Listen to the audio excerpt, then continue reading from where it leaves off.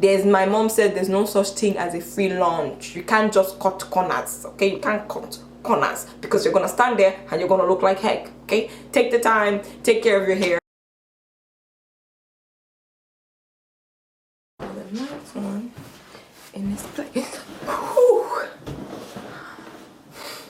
Welcome back to my channel. JC from Just Loves JC here or whatever.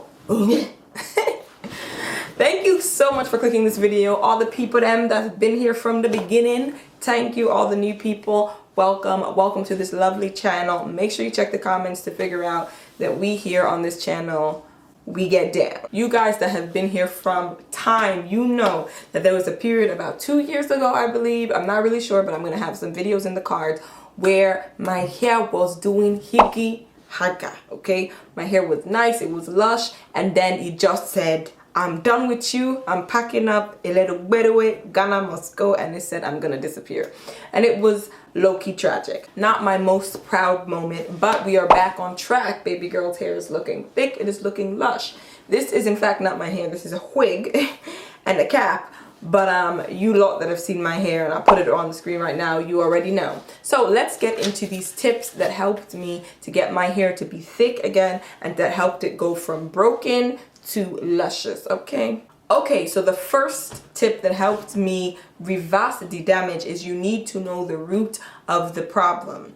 If you don't know what's causing it, then all the fixes you might be doing, these generic things that you're finding online, but it might not work for your hair and it might not reverse the damage because it's not targeting your actual specific problem. So for me, what I've realized must have been the issue was a lot of my eating habits, certain vitamins, certain deficiencies that I was having. Iron is one of them. Vitamin D could be another one. There are many vitamins that can lead to your hair doing crinkum crankum, okay?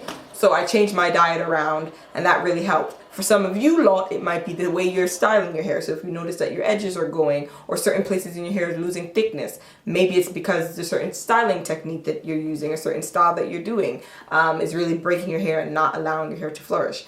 Another thing could be certain products. I think if you're on the internet, you have heard about the Diva Curl scandal, okay? And I've used Diva Curl once, so I'll link that video of me trying Diva Curl so you could see my reaction to the product being very expensive and how I feel like it worked on my hair if you are interested. But a lot of people, they ain't interested in Diva Curl right now because it has been known to, or allegedly, been breaking people's hair off and causing hair loss from the scalp. So of course, if you're unable to identify that that was the problem, then there's no way you'll be able to reverse it by stopping the usage of certain products or certain styles or taking in certain vitamins. So knowing the root of the problem is the first thing that really helped me reverse the damage to my hair. All right, so the next one, you lot are not gonna want to hear this, but you need to trim the dead hands, okay? Are you listening? As a person that is always on a hair growth journey, I'm always trying to grow my hair. The thicker, the better. The longer, the better. Fine, that's cool too. I know that trimming is something people don't want to do. I am even guilty of this because big chopping would have been something that I could have done, and I was like, no. Not big chop as in like shaving my hair, but chopping where I noticed some of the damage.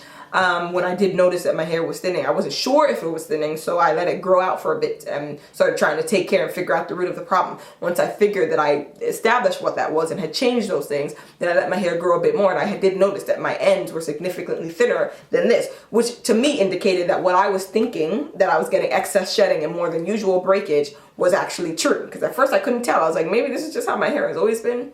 But once I saw the difference, I was like, no, this is true. Now I could have big chopped and cut off like half and did that, but I decided to trim. A lot of people will give you all these solutions on how you can thicken your hair from the root to the tip.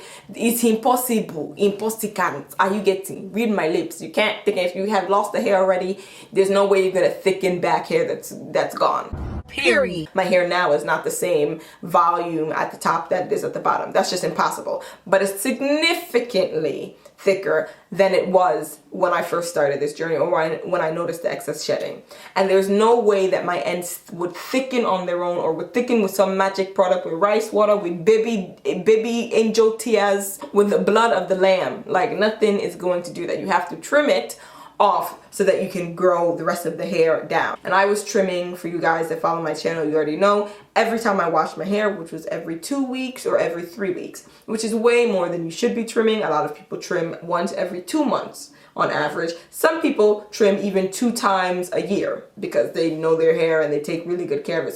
So just to let you know how often I was trimming my hair, because I really wanted to get rid of that. It was once a month, sometimes twice a month if I washed my hair once every 2 weeks. The next thing that I did to get my hair back to the way it once was I upped my protective styling. Now, another reason I was getting so much breakage and so much shedding was because I was doing twist outs, which are a low manipulation style, but I went back to doing no manipulation styles majority of the time, which was not what I was doing during like this time of shedding and breakage. In order to really hold on to the thickness and the length that I was gonna get, especially because I knew I was trimming so much and I didn't want to see that drastic of a difference between my length, which is why I didn't do the big chop.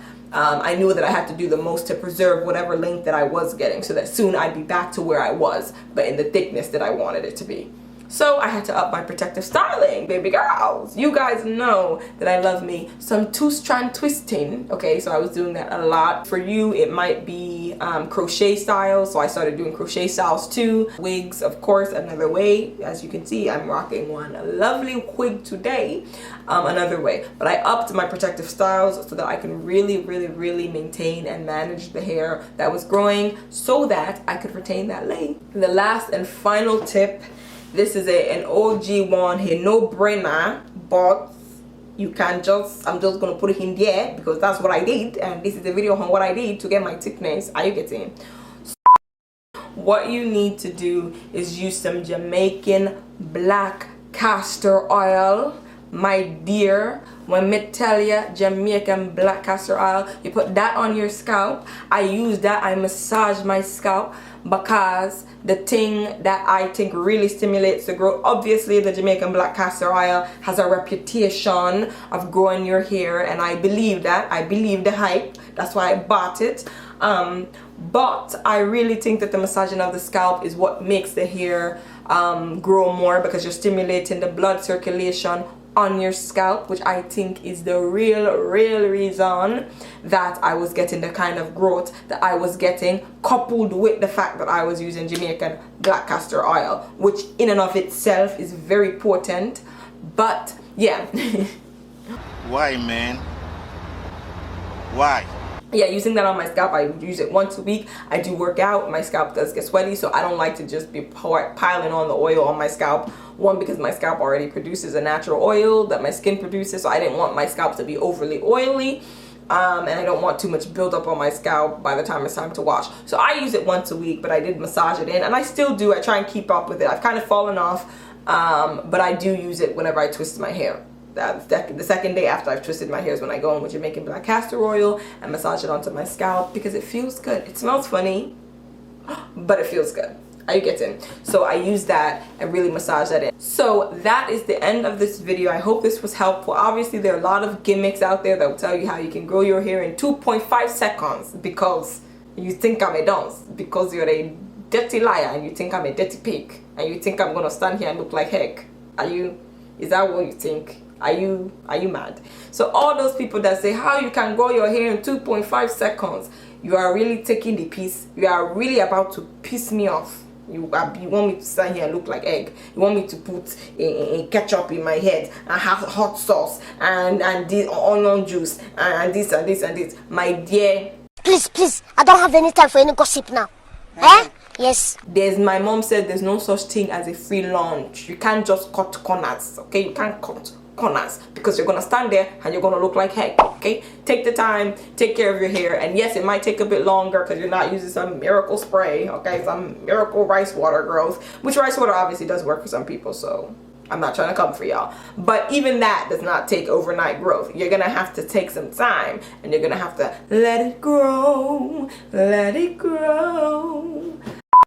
So that is that. Thank you guys so much for watching this video. Make sure you give it a like, make sure you comment, make sure you subscribe, and I'm gonna see you in my next video. Bye guys. Mwah.